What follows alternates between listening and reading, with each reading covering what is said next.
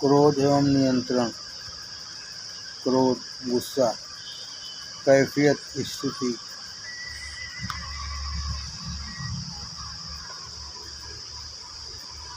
तीन बातें गुस्सा के बारे में ख्याल करने को बतलाई गई हैं, बशर्ते कि परमात्मा मदद करे।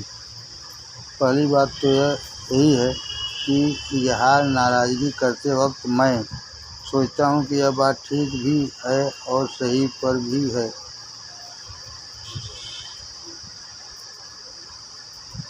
इजहार नाराज़गी करते वक्त मैं सोचता हूँ कि यह बात ठीक भी है और सही पर भी तब भी इसके इजहार से इनके ऊपर असर क्या होगा।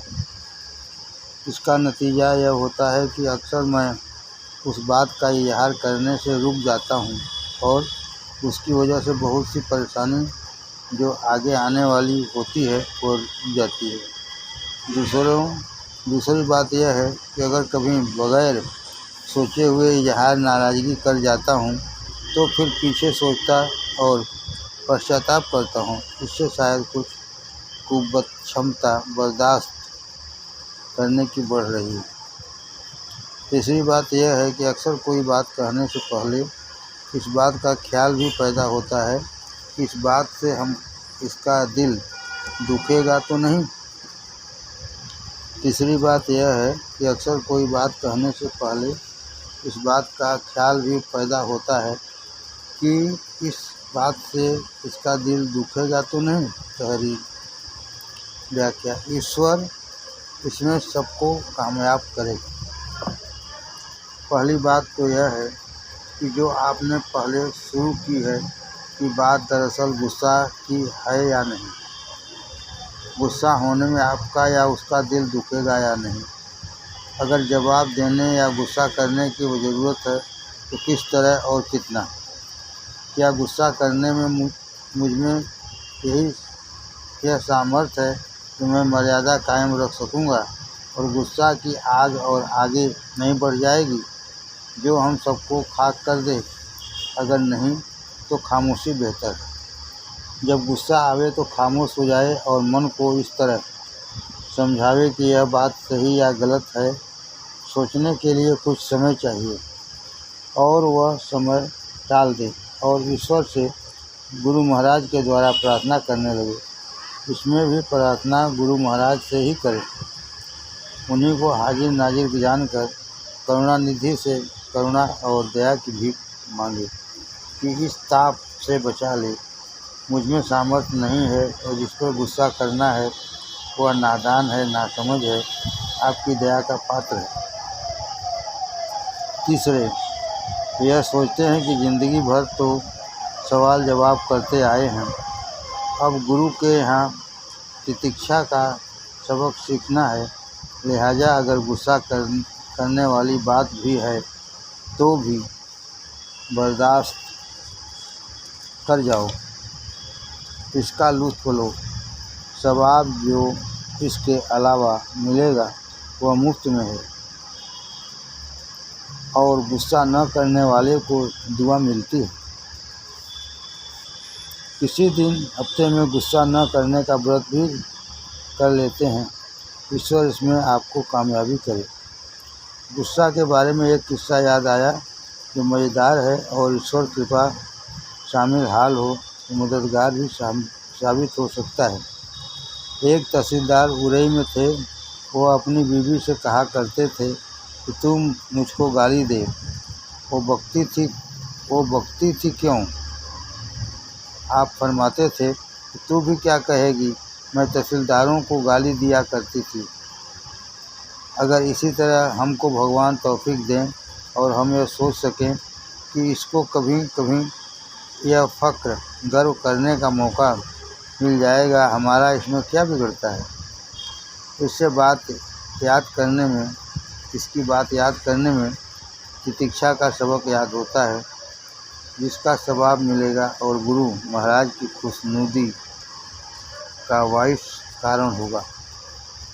जनाब किबला श्रीमान लाला जी साहब का वाक़या याद हो जावे तो भी बहुत फ़ायदा होता है।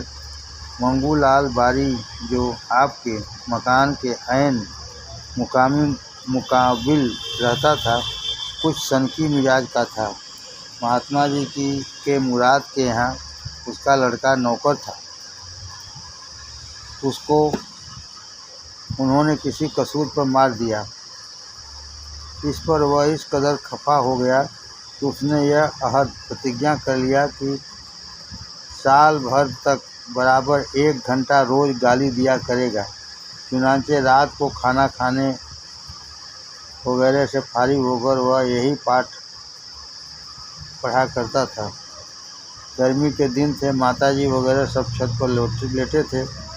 उसने अपना व्रत जारी रखा तो माताजी के बर्दाश्त के बाहर मामला हो गया। उन्होंने महात्मा जी से अर्ज़ किया कि बहुत बुरी गाली और बददुआएं दे रहा है जो बर्दाश्त नहीं होती है। आपने निहायत सीरीनी, मीठी और धीमी आवाज़ से फरमाया कि अगर तुम्हारे पास सिवाय गालियों के और कुछ न हो तो मुझे भी गालियां देना शुरू कर दो। उसके पास जो कुछ है वह दे रहा है। उसके जवाब में तुमको उसके लिए दुआ करना चाहिए। नतीजा यह हुआ कि वह महात्मा जी का कायल बना और शहर में आकर उसको कोई तंग न करे तो उन्हीं की दुहाई देता था। और अब जब बीमार होता था तब उन्हीं के यहाँ इलाज और खाने पीने का इंतज़ाम होता था। और जब मरा तब दाह संस्कार वगैरह सब माता जी ने ही उसका कराया। और गुरुदेव उस वक्त तक सतलोक को पधार चुके थे। तौफीक सब ईश्वर के हाथ में है। अगर यह ख्याल आ जावे कि गुस्सा करने वाले के दिल में आग लगी है, लिहाजा कोशिश इस बात की करनी है कि वह जल्द बुझ जावे, न कि पंखा करके हवा तेज करना जिससे और जल जावे। अगर उसके कपड़े और बदन में आग लग जाए तो जो तदबीरें हम करते वही इसमें भी करना वाजिब है। और कुछ न हो सके तो कम अज कम अपने को तो बचावे और बचाने की कोशिश करनी चाहिए कि कहीं यह हमारे दिल में न लग जाए। वहाँ से भाग ही ले, वरना ईश्वर से प्रार्थना कर उसमें पानी डाले और गुरुदेव को फौरन बुलावे, क्योंकि दिल उनका घर है, कहीं जल न जावे जिससे वह भी झुलस जा सकते हैं। मालिक हम सबको तौफीक दे कि हम इस आग से जो दोजख की आग से भी ज़्यादा खतरनाक है बचे रहें। गुस्सा नरक है, शांति बैकुंठ। गुस्सा नरक है, शांति बैकुंठ। जहाँ कुछ कुंठा न हो वही बैकुंठ है। जितनी देर हम बिना कुंठा के रहते हैं बैकुंठ में रहें। हमसे ज़्यादा अहमक कौन है जो बिला वजह कुछ बात धन मान का या शरीर के क्षणिक सुख के लिए स्वर्ग छोड़कर नरक में जा गिरे।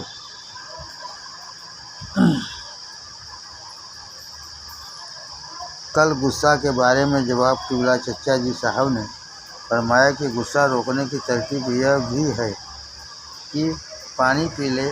और यह मैं अपनी तरफ से जोड़ता हूँ कि ओम शांति का जाप भी पानी पीने के दौरान करना चाहिए।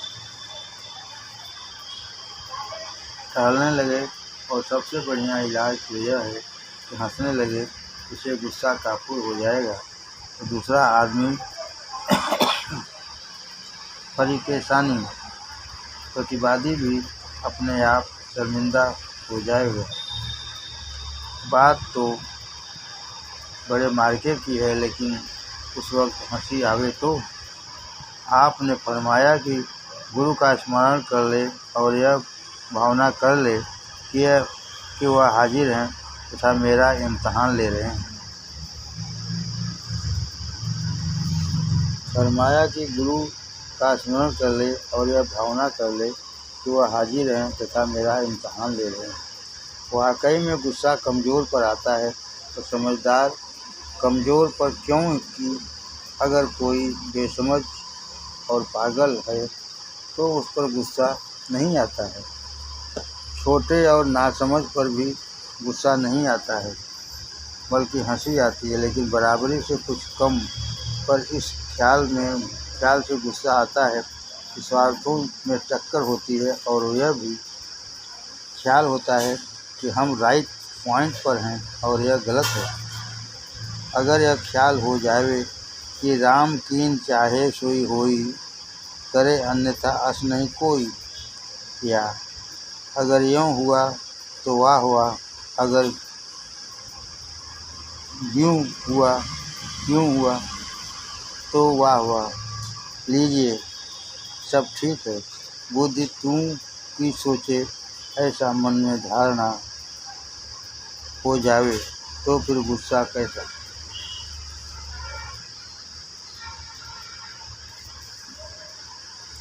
गुस्सा तो ज़्यादातर उस रोड़ा को हटाने के लिए होता है जो हमारी कामना पूरी करने में बाधक है।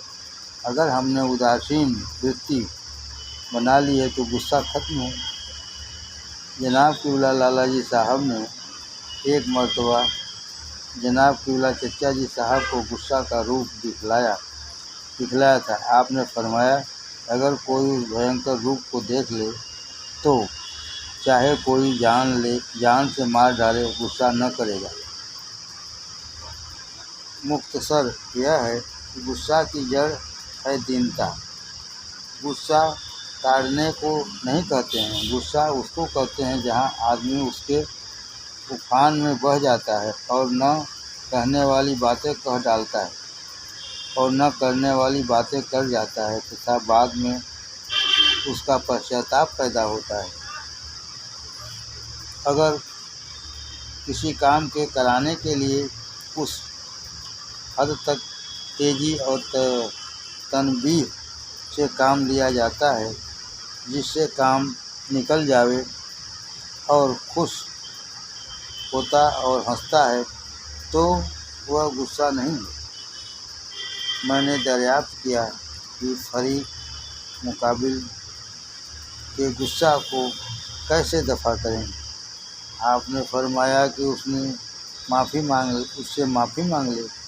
भाई, हमसे गलती हो गई, माफ़ कर दो। गर्जे की उस वक्त बजाय तेज होने के हंसी की आदत पड़ जाए तो अपने को गुस्सा न आवेगा और ऐसे व्यक्ति पर यह भी फिर कभी गुस्सा न करेगा, क्योंकि वह समझ जाएगा कि उनके ऊपर गुस्से का कोई असर नहीं होता है। यह तो बेहया निर्लज्ज है। बस समझो काम बन गया। सब तौफीक मालिक के हाथ है और गुरुदेव का भरोसा। वही वक्त पर काम आवे तो सब काम अपने आप बन जाते हैं। बाकी अपने बलबूते पर न अब तक कुछ हुआ है और न होने की आशा है। अगर सद्गुरु में फना होकर यानी निष्काम भाव से भगवत सेवा की है तो पेंशन मिलती है। अगर सद्गुरु में फना होकर निष्काम भाव से भगवत सेवा की है तो पेंशन मिलती है, हाफ नहीं कई गुना ज़्यादा, वरना प्रोविडेंट फंड। क्रोध पर नियंत्रण। गुस्सा पर काबू कैसे पाया जाए। जब कभी किसी पर गुस्सा हो जावे तो बिना किसी ख्याल के अगर फरीके सानी प्रतिवादी से सबके सामने माफ़ी मांग ले तो बहुत जल्दी कामयाबी की शक्ल निकल आती है। यह सोचना चाहिए कि बिना इसके माफ़ किए ईश्वर भी माफ़ नहीं करेगा, लिहाजा फिर मिले या न मिले इसी समय माफ़ी मांग लेना चाहिए। दुनिया क्या कहेगी इसकी परवाह न करें। इसके बारे में मुकम्मल ब्यौरेवार आगे लिखता हूँ। इसके अतिरिक्त जितने अरसे तक हो सके यह शेर सज्र का पढ़ता रहे, हो सके तो आत्मभाव से गिड़गिड़ा कर पढ़े। या इलाही मुझसे आमाले सनिया को छुड़ा, शाह बहाउद्दीन अकमल वासपा के वास्प। जनाब किबला चचा जी साहब ने फरमाया कि एक मरतबा जनाब किबला जलाला जी साहब ने मुझको गुस्सा की शक्ल दिखला दी थी। उस रोज़ से गुस्सा बिल्कुल गायब हो गया। गुस्सा की शक्ल यदि कोई एक बार देख ले तो फिर ज़िंदगी भर गुस्सा न करेगा। गुस्सा के वक्त अगर अपना चेहरा भी शीशे में देखे तो मालूम हो जाएगा क्या भयानक कैफियत हो जाती है। डॉक्टरी लिहाज से जो कुछ नुकसानात होते हैं वह तो आप जानते ही हैं। बिना गुरु कृपा के यह मुझी मर्द पीड़ादायक रोग जाता नहीं है। लिहाजा उन्हीं से प्रार्थना करना और उन्हीं में पना रहना बहुत आला इलाज है। जो इच्छा करी हूँ मन माही, हरि प्रसाद करी दुर्लभ नाही।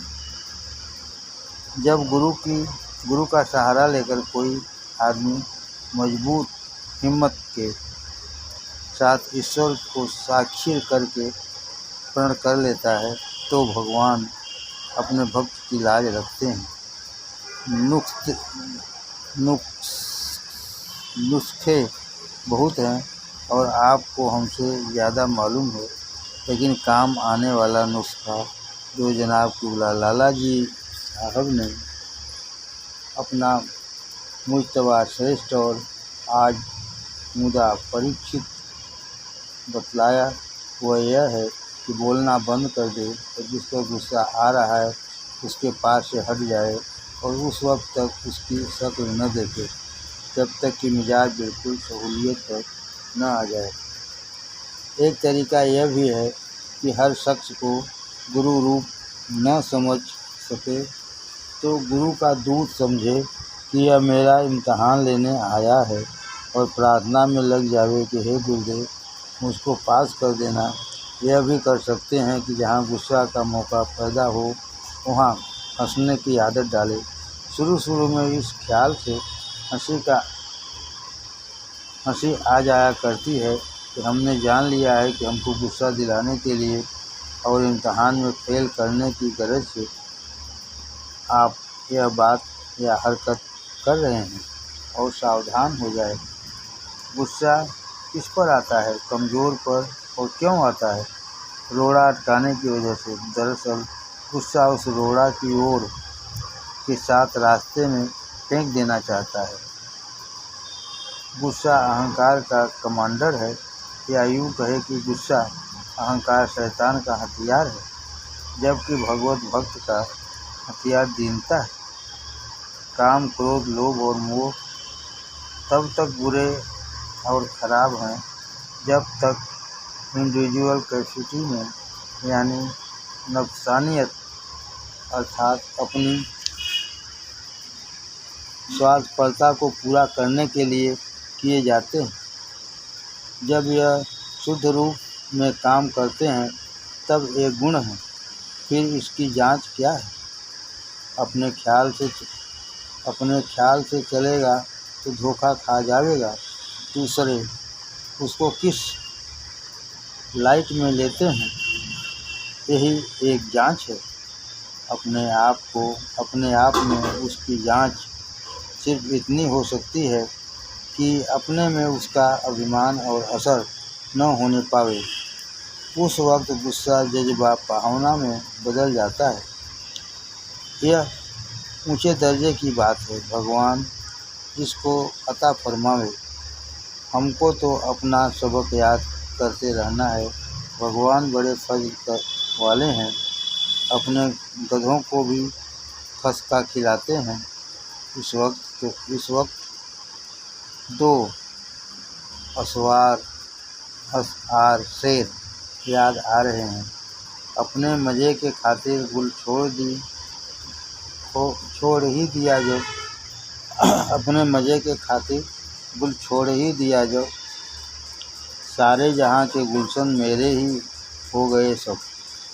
दीन बंधु वाही घड़ी कृपा कर सब देख, नर अपने अज्ञान से वृथा सोच कर ले। जाहि न चाहे कबहु कछ तुम सन सहज सने, बसे निरंतर तासु मन सो राहुल निज गे।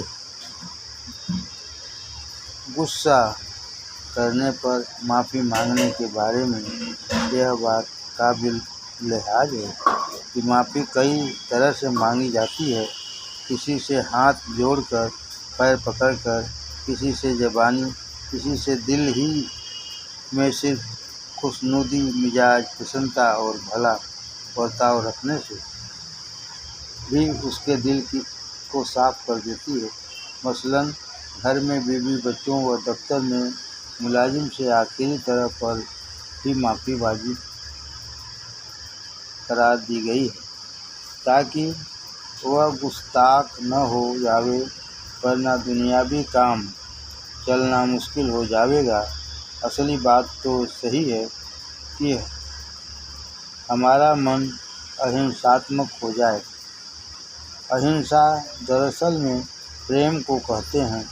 जिसको भगवान से प्रेम हो जाएगा और जो सबको भगवान रूप देखेगा, वह कैसे किसी पर खफा या गुस्सा हो सकता है। जिसको भगवान से प्रेम हो जाएगा और जो सबको भगवान रूप देखेगा, वह कैसे किसी पर खफा या गुस्सा हो सकता है। खादिम सेवक की क्या मजाल हो सकती है कि वह मालिक किसको सचमुच और दिल से चाहता हो। ख्याल भी खफगी का लावे, खफगी का लावे। यह बात हृदय में जैसे जैसे शुद्ध होती जाएगी, वैसे वैसे अपने आप आती जाएगी। उससे प्रार्थना करते रहना, तौफीक तलब करना और उसकी मर्ज़ी के अधीन होकर रहना बंदा का कर्तव्य है। वैसे भी सोचा जाए तो साफ जाहिर है, दुनिया में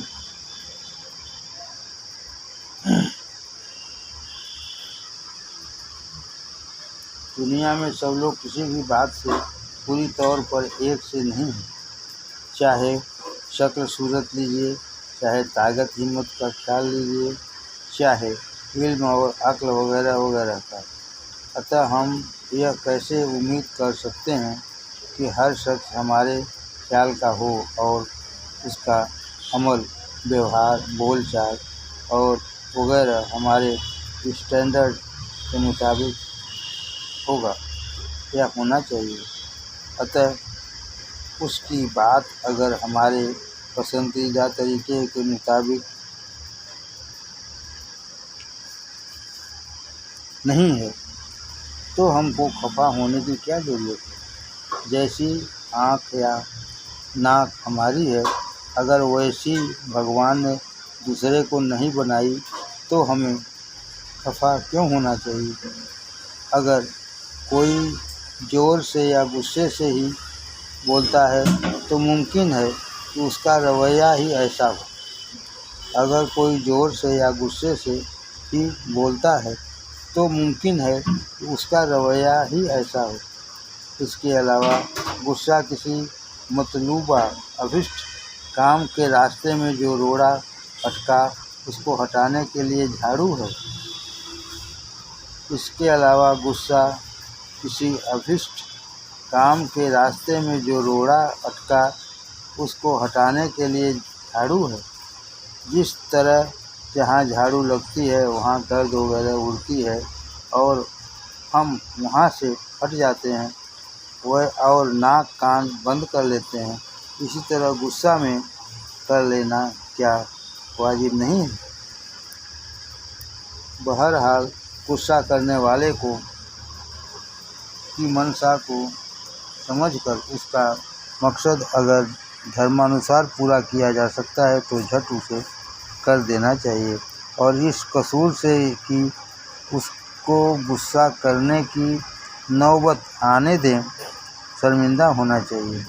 यदि किसी का स्वभाव ही चिड़चिड़ा या गुस्सा का है या ज़ोर से बोलने की आदत है, तो उसके साथ बहुत सावधानी और प्रेम पूर्वक व्यवहार व बात करना चाहिए। यह ख्याल करके कि यहाँ आग लगी है, जल्दी से जल्दी अपने को बचाते हुए उसको बचाना है। Safety first. अपनी हिफाजत सबसे पहले ज़रूरी है, क्योंकि गुस्सा छूत की बीमारी की तरह बहुत जल्द असर करती है। खासकर जिनका कल्ब हृदय कुछ शुद्ध हो रहा है, इसके सेफ्टी फर्स्ट पहले गुरु की फनायत का अपना इंजेक्शन लगा लें और मौका महल समझ कर काम करें। ताकत म दासत खाना व महमा गदासत। वैसे तो यह बुज़दिली की कहावत मालूम होती है, लेकिन है बहुत मानी खोज गंभीर विचार वाली। Those who fight and fled away may live to fight or another day, but those are in battle shall never use to fight again। मतलब यह है कि ताकत है तो मदद करो, वरना मुकाबला से हट जाओ और भगवान के बल के लिए प्रार्थना करते रहो। फिर बल आने पर लड़ने का इरादा कर लो। बिला वजह लड़कर मर जाने से क्या फ़ायदा। गुस्सा करने वाले का जितना शारीरिक, मानसिक और आत्मिक नुकसान होता है, आपको बतलाने की ज़रूरत नहीं।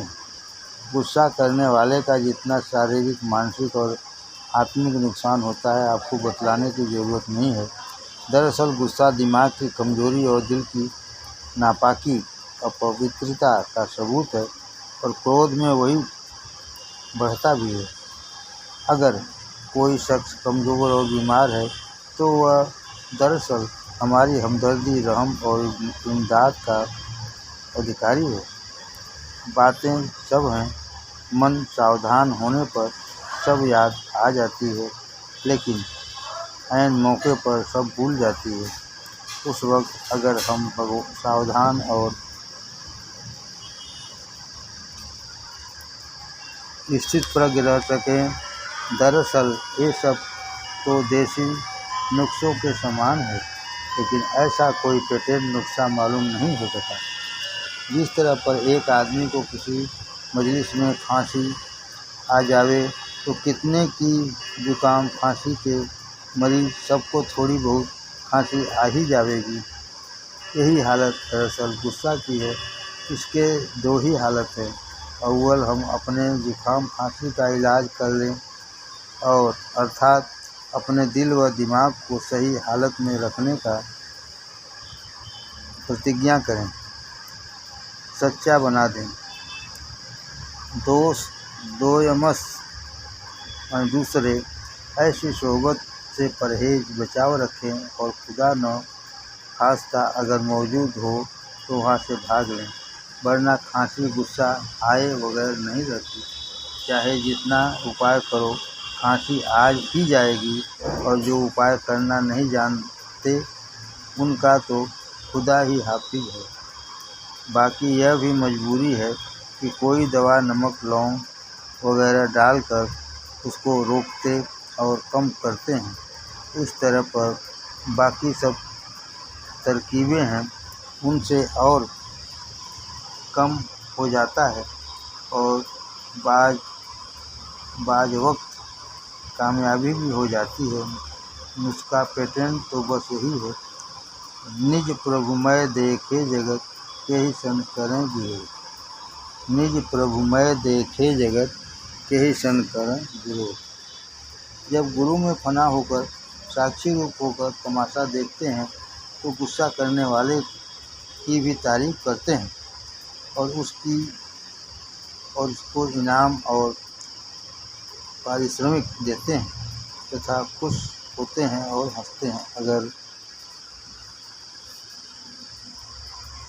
कोई शख्स किसी गुस्सा करने वाले को नकल उतारता है और अपना पार्ट निहायत खूबसूरती से अदा करता है, तो हम क्या उस पर खफा होते या लड़ते हैं? हरगिज़ नहीं।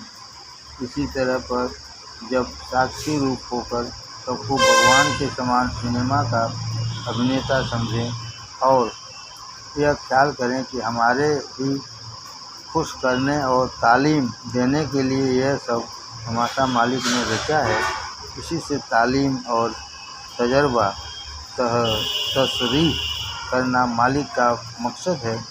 लिहाजा उसकी मर्ज़ी के मुताबिक हमको खुशी खुशी देखते हुए अपना पार्ट भी अदा करना है।